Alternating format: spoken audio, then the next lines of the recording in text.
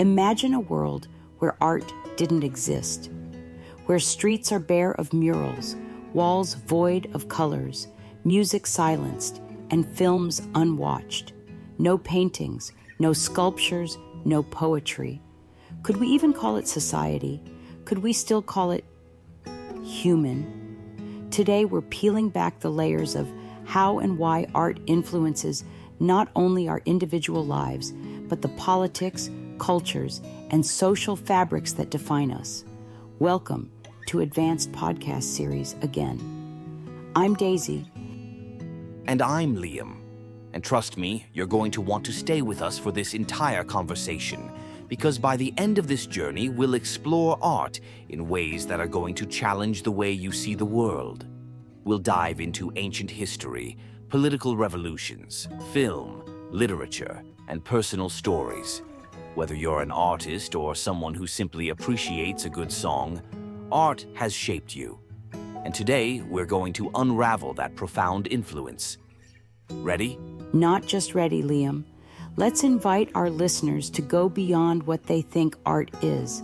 Let's begin by asking, is art simply expression? Or is it the silent force behind revolutions, wars, social change, and personal transformation? Let's get into it. When we think of politics, art doesn't always come to mind first. But think back to the powerful images during times of revolution. Delacroix's Liberty, Leading the People, or Picasso's Guernica. They weren't just paintings. They were political statements. They ignited movements. They captured the voices of the oppressed, the disenfranchised, and the hopeful. But why does art, in particular, resonate so deeply with politics? Let's think about the word revolution. Its etymology comes from the Latin revolutio, meaning a turnaround. But it's more than just a physical uprising. It's a shift in consciousness. And what better way to shift consciousness than through art? Art gives shape to emotions that words can sometimes fail to capture. It taps into something primal in us. Absolutely. In Orwell's 1984, Winston says, "The best books are those that tell you what you know already." Art does the same thing. It exposes truths we already feel, but may not yet fully realize. That's why authoritarian regimes fear it.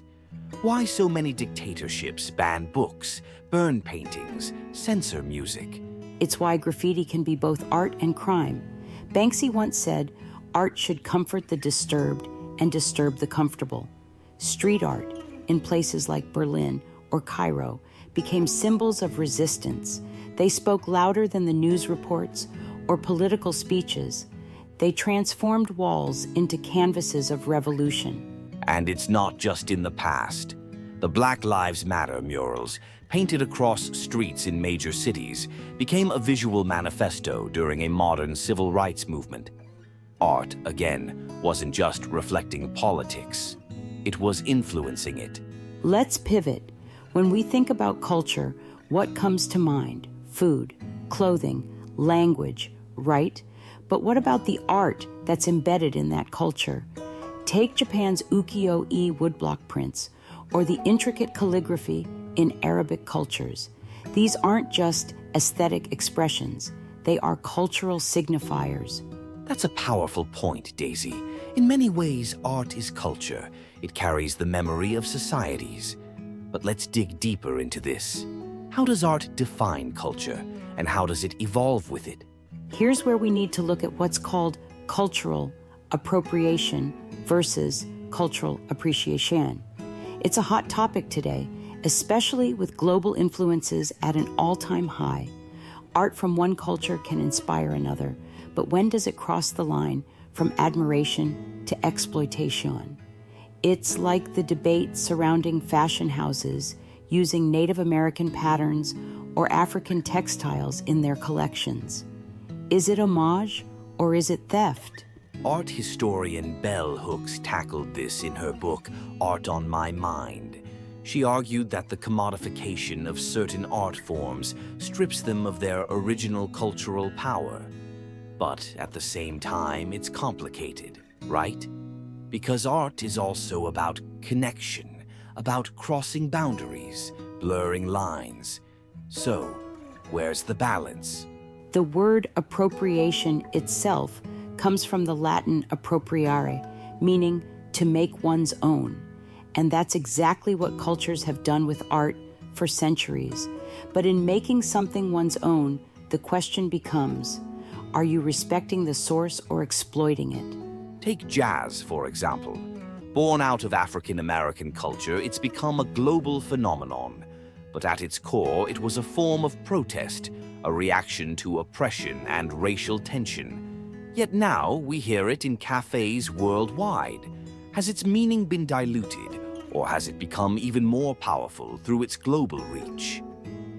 That's where the beauty of art lies. It's fluid, like water. It changes shape, but never loses its essence. Let's zoom in, Daisy.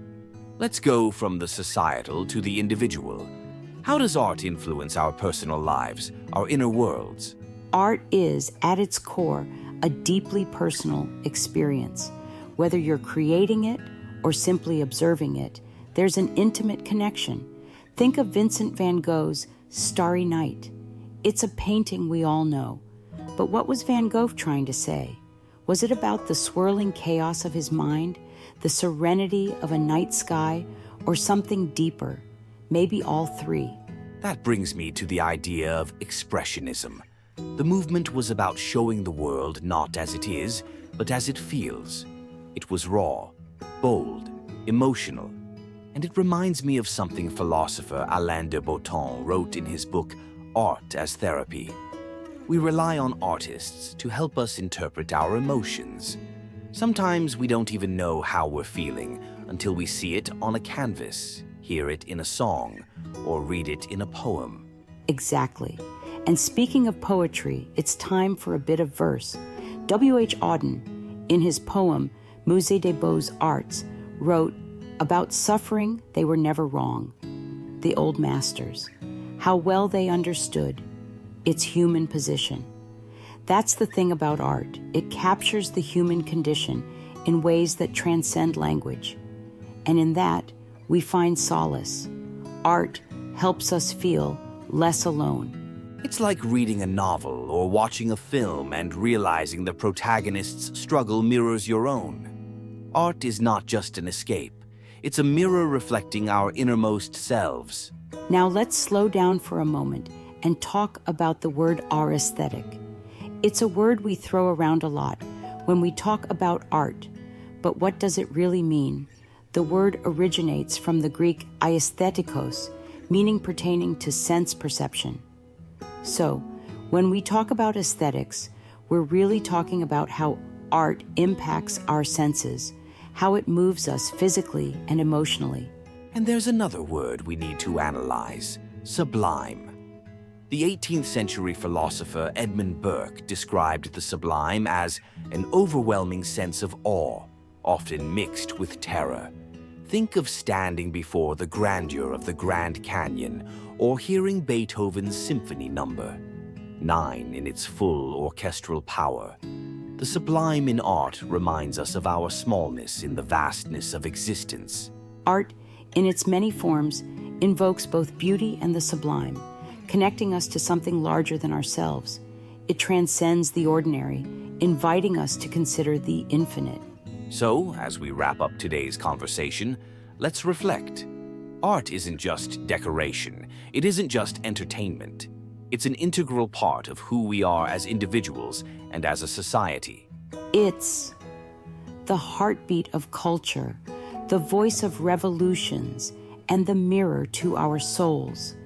From the political to the personal, art shapes the world we live in and the way we live in it. And as we go forward, remember, every time you listen to music, watch a film, or visit a museum, you're not just observing art, you're experiencing a reflection of humanity itself. Thank you for joining us on Jackal Fluency Academy. We hope today's discussion has opened your eyes to the deeper role art plays in shaping our world. Stay curious, stay engaged, Stay creative, Take care and see you soon.